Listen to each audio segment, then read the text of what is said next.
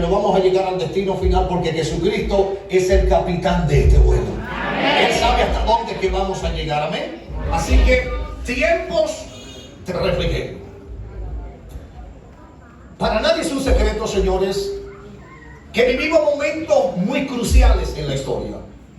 El corazón del hombre se ha marchitado por causa del pecado y busca un aliciente o refrigerio que pueda calmar su sed y llenar ese vacío interno que tiene. Tristemente, señores, nada sino la presencia del Señor es la única capaz de poder traer ese aliciente, ese refrigerio divino que el hombre necesita para poder sentirse satisfecho. Porque tristemente, por más que el hombre busque aquí, por más que el hombre busque allá, fuera del Señor no existe nada que pueda llenar el vacío inmenso que hay aquí adentro. Dentro del alma que hay un vacío que clama por Dios, que grita por Dios. Y que el día que Jesucristo se entrona en ella, es entonces cuando nos sentimos realizados. Es entonces cuando nos sentimos completos. ¿Por qué? Porque Jesucristo es la fuente de agua viva. Jesucristo sigue siendo el mismo ayer y hoy y por todos los siglos.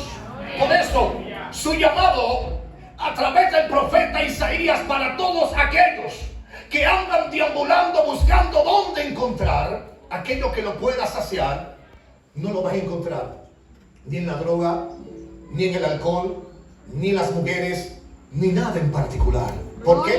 Porque aquí adentro, como decía un famoso teólogo, hay un vacío del tamaño de Dios que no lo puede llenar ni reemplazar nadie. Solamente Dios, cuando viene a habitar en nuestro corazón, es entonces que se dé esa plenitud. Pero el profeta Isaías, que tuvo que ministrar a un pueblo que entendía que Dios no representaba nada y eran personas sedientas. En el capítulo 55, verso 1 en adelante, el profeta hace este llamado que es muy oportuno para todos los que estamos aquí hoy. Dice el profeta: a todos los sedientos, venid a las aguas. A los que no tienen dinero, venid, comprad y comed. Venid, comprad sin dinero y sin precio vino y leche. Pregunta el profeta: ¿por qué gastáis el dinero en lo que no es pan y vuestro trabajo en lo que no sacia?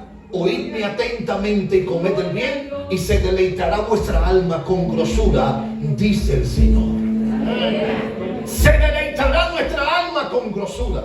Pero el Señor también, a través del profeta Juan, en Apocalipsis, Juan escuchó estas palabras que emanaron de los labios de Jesús, donde Juan escuchó estas palabras y me dijo: hecho está, yo soy el alfa y omega, el principio y el fin. Al que tuviere sed, yo le daré gratuitamente de la fuente del agua de la vida.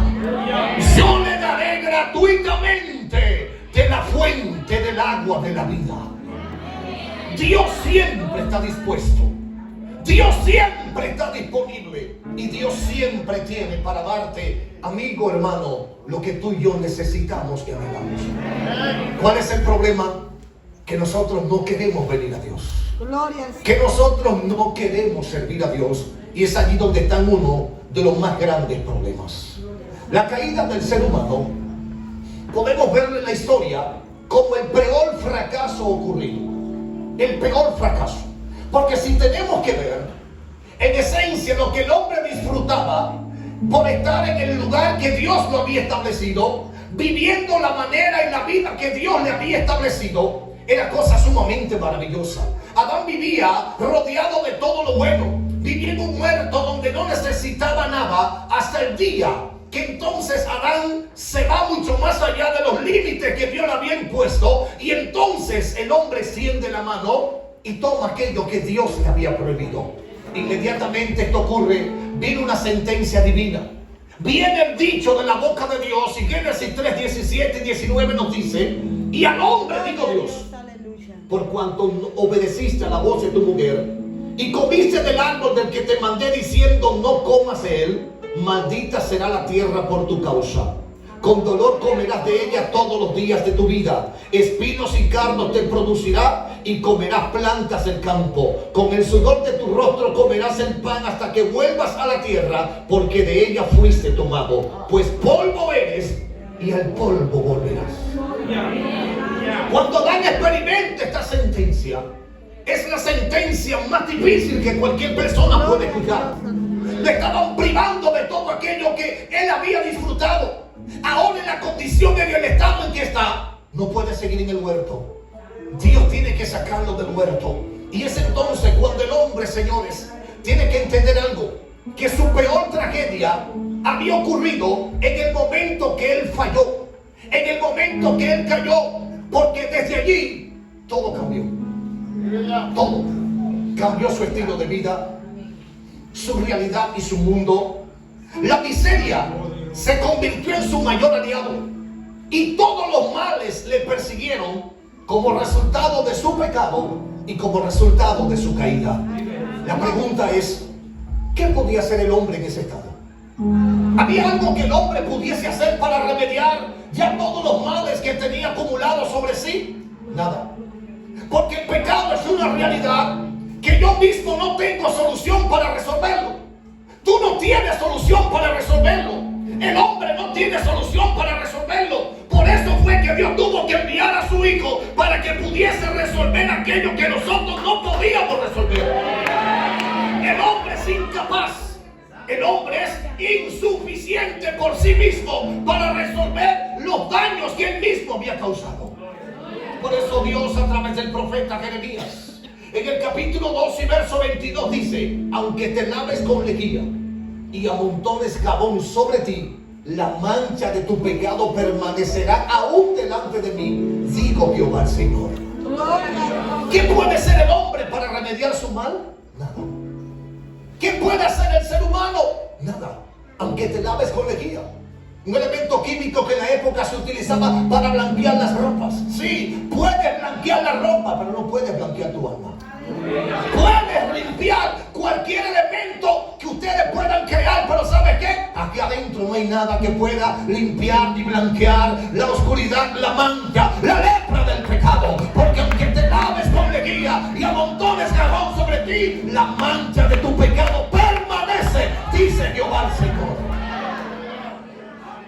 Entendiendo todo esto, y el hombre entonces siendo incapaz por sí mismo de poder solucionar nada porque nada podía hacer, entonces cabe otra pregunta: ¿qué esperanza tenía el hombre caído?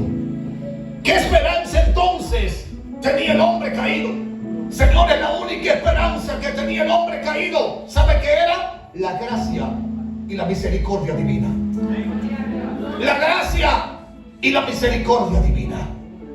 Cuando el apóstol Pedro tiene que hablar sobre este particular, pero ya dentro de un contexto para aquellos que hemos abrazado la fe en Jesucristo, que hemos recibido el sacrificio expiatorio, dice Pedro, en primera de Pedro 1:18 en adelante, dice: sabiendo esto, que fuisteis rescatados de vuestra vana manera de vivir, la cual recibisteis de vuestros padres, no con cosas corruptibles, como oro o plata, sino con la sangre preciosa de Cristo, como de un cordero sin mancha y sin contaminación, ya destinado desde antes de la fundación del mundo, pero manifiesto en estos posteriores tiempos por amor de vosotros. Escucha bien, Pedro está diciendo que aún en el momento mismo de la caída, ya Dios tenía provisión. Ya Cristo era aquel que estaba presentado delante del Padre para convertirse en el ente que va a traer de vuelta al hombre que cayó, para levantar al hombre que se fue de bruces, para restaurar al hombre que cayó en la desgracia y en la tragedia. Por eso, cuando todo esto pasa, el cielo se propuso algo. ¿Qué se propuso el cielo? Hay que restaurar el primer Adán a través del segundo Adán. ¿Cómo así? ¿Cómo así? Hay que levantar al primer Adán a través del segundo Adán.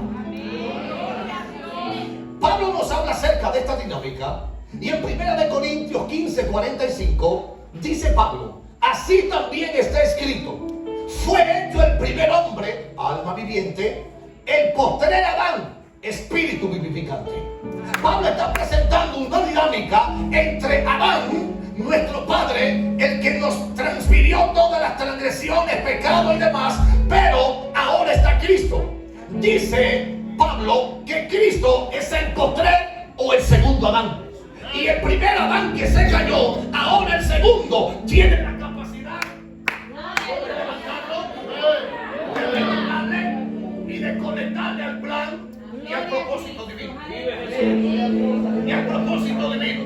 Por eso, Adán, dice la Escritura, era un alma viviente.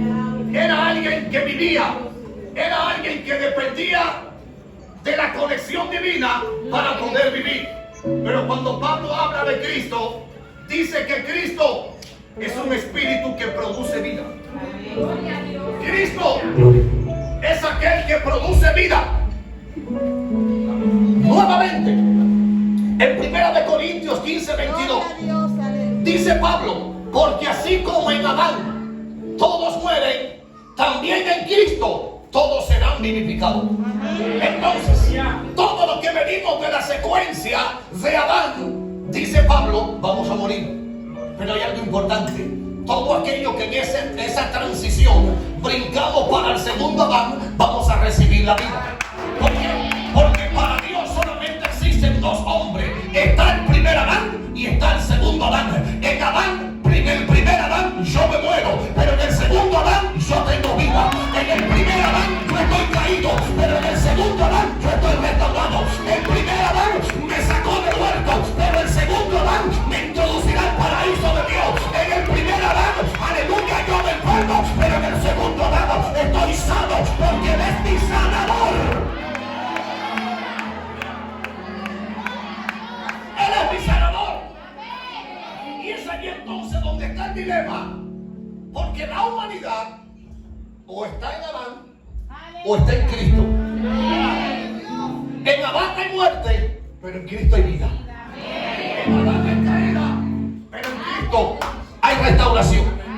En Adán estamos arruinados, pero en Cristo estamos restaurados. Ahí está. Dios, a través de esta dinámica, nos está presentando algo. ¿Qué es lo que hay que hacer entonces? Como el cielo se ha propuesto restaurar al primer Adán a través del segundo, ¿cómo hará el segundo Adán que el primero sea restaurado? Pues de manera sencilla, tiene que hacerlo a través de la redención o redimirlo y por medio de un pago o de un sacrificio. ¿Por qué? Porque Adán estaba vendido al pecado, pero ahora había alguien que tenía que volverlo a comprar. Porque el hombre estaba vendido al pecado, pero el que lo iba a rescatar tenía que sacarlo de allí y no con la cara bonita. Tenía que pagar un precio o tenía que hacer un sacrificio para poder sacar a aquel que estaba vendido y que estaba caído. Alaba a Dios en esta hora. Cuando yo leo mi Biblia y encuentro esta palabra redimir, redimir significa rescatar o sacar a alguien de la esclavitud al cautivo mediante un precio. Escucha bien, mediante un precio. Cristo, dice el escritor a los Hebreos en el capítulo 10, verso 12, pero Cristo, habiéndose ofrecido una vez y para siempre en un solo sacrificio por los pecados, se ha sentado a la diestra de Dios. ¿Qué le está diciendo? Que Cristo se entregó por los pecados. Ajá.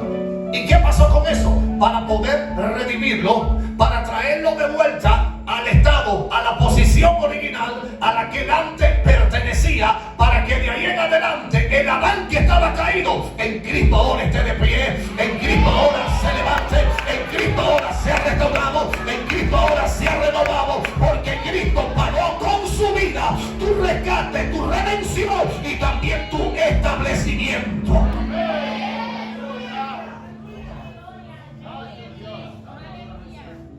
Jesús, señores, mediante su sacrificio y muerte, nos redimió, librándonos de la esclavitud y a la misma vez introduciendo un tiempo de renovación, restitución y refrigerio.